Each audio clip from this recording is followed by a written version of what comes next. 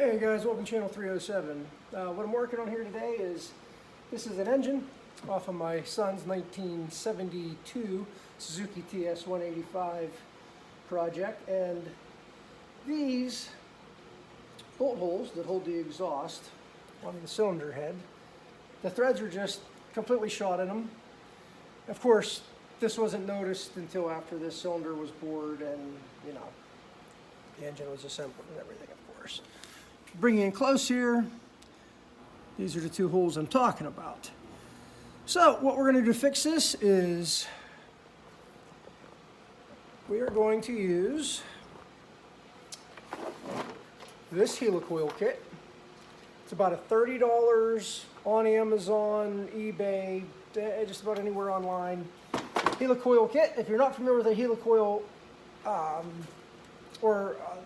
a helicoil system, how it works is you take a drill bit, which I have marked just with a piece of masking tape, the depth. I don't want to go beyond this depth, drilling into this lower hole here, okay?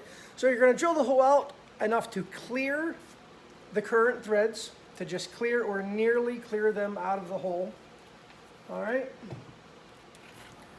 Then you're going to run a tap through, you know, appropriate size tap for whatever thread you're using.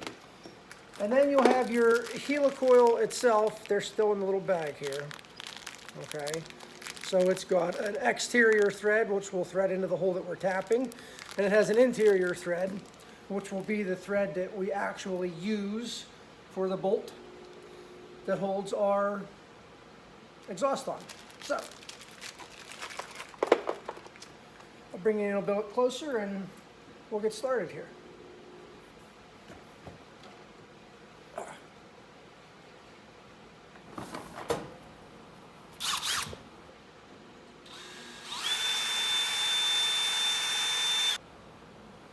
So I've got this first hole drilled, and I'm going to take the tap.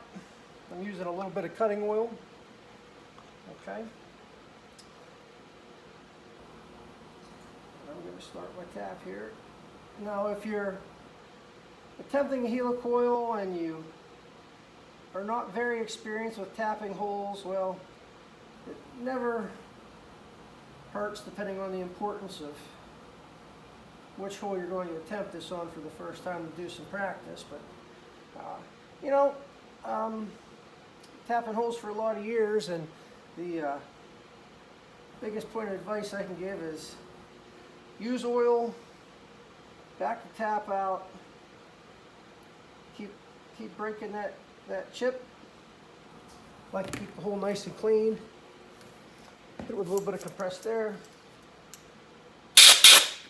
Clean my tap off.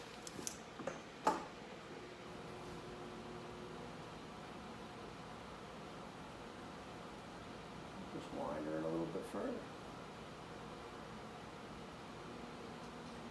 And I can feel that I'm getting threads cut in here. You know, the drill bit was just big enough to clear the threads.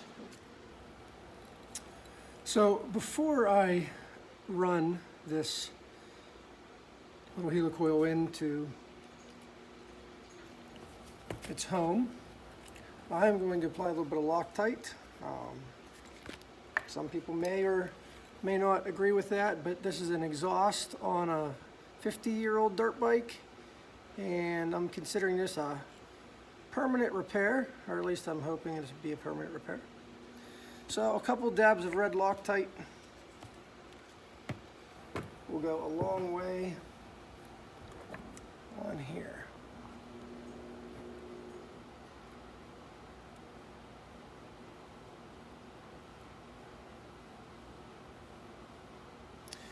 I'll thread this in until I'm just a little bit beyond flush here.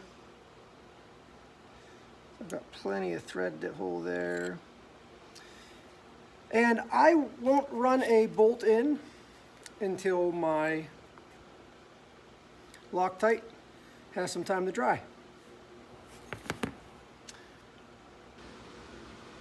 So as you can see, we now have new threads here in our hole. will hold our exhaust on for many more years to come. I still have to do this one up here.